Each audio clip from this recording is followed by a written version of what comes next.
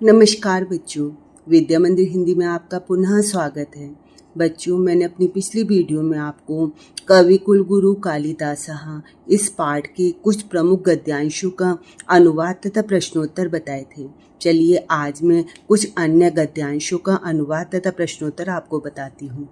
भावनया सा शिव अनुरक्तश्चासीत्, और भावना से वह अर्थात विचारों से वह शिव अनुरक्त आसीत, शिव में अनुरक्त थे, शिव भक्त थे।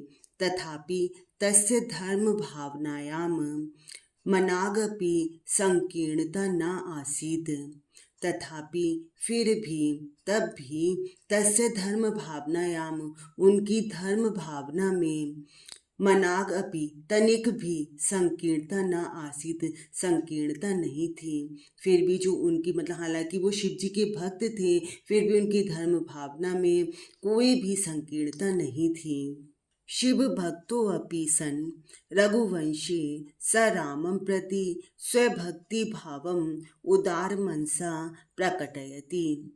शिव के भक्त होने पर भी रघुवंश में उन्होंने राम के प्रति स्वभक्ति भावम उदार मनसा अपने भक्ति भाव को उदार मन से प्रकट किया है। हालांकि ये शिव जी के भक्त थे, फिर भी इन्होंने अपने रघुवंश नाम के महाकाव्य में राम जी के प्रति अपनी जो भक्ति थी उसको उदार मन से प्रकट किया है।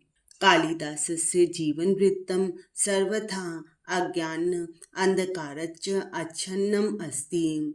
कालिदास का जीवन वृत्त सर्वथा सब प्रकार से अज्ञान रूपी अंधकार से घिरा रहा है। तद विषयकाः अनेकाः जनश्रुतयः लब्धप्रसरा सन्ति। उनके विषय में अनेक जनश्रुतियाँ फैली हुई हैं, किंतु ताः सर्वाः एष्या कलुष कषायिता चित्तानाम कल्पना प्ररोहा एव। किंतु वे सभी ईर्ष्या भाव से कलुषित दूषित चित्त वालों की कल्पना मात्र हैं। प्रश्नोत्तर देखिए बच्चों। कालिदासः आसीत्, कालिदास थे। सरस्वती भक्तः, काली भक्तः, राम भक्तः, शिव भक्तः। सही उत्तर है शिव भक्तः। पहली पंक्ति में आपको बताया गया था कि वह शिव अनुरक्तः च आसीत्, शिव में बहुत ही शिव के भक्त थे, शिव में अनुरक्त थे। ईर्ष्या कलुष कसायित चित्तानाम कल्पना प्ररोहा कहा। ईर्ष्या भाव से दूषित चित्त वालों की कल्पना मात्र कौन थे?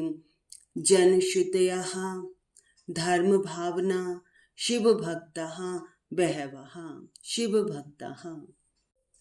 अभिज्ञान शाकुंतलम स्वनाम धन्यस्य अस्य कवेः सर्वश्रेष्ठा नाट्यकृतिरस्ति। अभिज्ञान शाकुंतलम स्वनाम धन्य इस कवि की सर्वश्रेष्ठ नाट्य कृति है। नाटके अस्मिन् सप्तंकः सन्ति। इस नाटक में 7 अंक हैं। मेनकया प्रसूतोच्छितायाः शकुन्तैश्च पोषितायाः तदनु कण्वेन परिपालितायाः शकुन्तलायाः दुष्यन्तेन सह उद्वाहस्य कथा वर्णितो अस्ति। मेनका के द्वारा प्रसूतोच्छितायाः जन्म देकर त्यागी गई। मेनका ने शकुंतला को जन्म दिया, उसके बाद त्याग दिया, तो मेनका के द्वारा जन्म देकर त्यागी गई। शकुन्तैश्च पोषितायाः पक्षियों के द्वारा पाली गई। तदनु कण्वेन परिपालितायाः उसके पश्चात कण्व के द्वारा पालन पोषण की गई। शकुन्तलायाः दुष्यंतेन सह उद्वाहस्य शकुंतला का दुष्यंत के साथ विवाह की कथा वर्णिता अस्ति वर्णित है। शाकुंतल विषये प्रथितैषा भणिति। शाकुंतल के विषय में, शाकुंतल अर्थात अभिज्ञान शाकुंतलम के विषय में यह कथन वर्णित है। काव्येषु नाटकम रम्यम तत्र रम्या शकुंतला। काव्यों में नाटक रम्य है, नाटक अच्छा है। तत्र रम्या शकुंतला, और उसमें भी अभिज्ञान शाकुंतलम रम्य है, श्रेष्ठ है। चलिए बच्चों, अब इससे संबंधित प्रश्न देखिए। कालिदासस्य सर्वश्रेष्ठ नाट्यकृति अस्ति। कालिदास की सर्वश्रेष्ठ नाट्यकृति है रघुवंशम, मालविकाग्निमित्रम, अभिज्ञान शाकुंतलम, विक्रमोर्वश्यम। तो सबसे श्रेष्ठ नाट्यकृति है अभिज्ञान शाकुंतलम। शकुंतैहि का पोषिता। शकुंतैहि पक्षियों के द्वारा किसका पोषण किया गया? मेनका, शकुंतला, दुष्यंतः या कण्वः।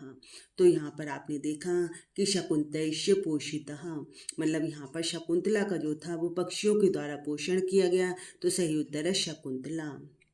काव्येषु रम्यम किम। आपने देखा काव्येषु नाटकम रम्यम, प्रश्न पूछा है काव्यों में क्या रम्य है, तो काव्येषु नाटकम रम्यम। उत्तर देखिए शकुंतला, मेनका, कथा या नाटकम। तो सही उत्तर है नाटकम।